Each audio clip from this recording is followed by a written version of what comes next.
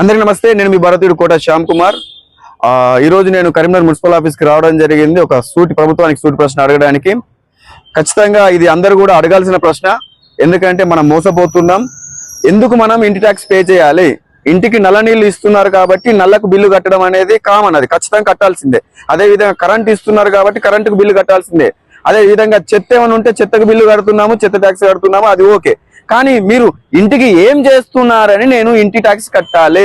ఇల్లు కట్టుకునేటప్పుడే పర్మిషన్ల మీద చాలా పైసలు మేము కడుతూ ఉన్నాము. అదే విధంగా జాగా కొనుక్కున్నప్పుడు కూడా రిజిస్ట్రేషన్స్ కానీ చాలా పైసలు కడుతున్నాము.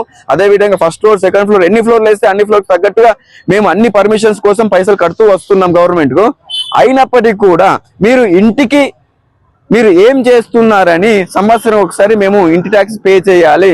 నేనేమైనా బ్రిటిష్ పాలనలో ఉన్నానా? ఇంకా అప్పుడప్పుడు అనిపిస్తుంది ఇవన్నీ చూస్తుంటే బ్రిటిష్ పాలన కన్నా అధ్వానంగా మన పాలన నడుస్తుంది అని బాధ వేస్తుంది. దయచేసి ప్రతి ఒక్కరు కూడా ప్రశ్నించాలని కోరుకుంటూ జై హింద్, జై భారత్. మీ భారతీయుడు కోట Shyam Kumar. Hi, this is Neha Shetty. Please subscribe to GK News. Hi everybody, subscribe to GK News.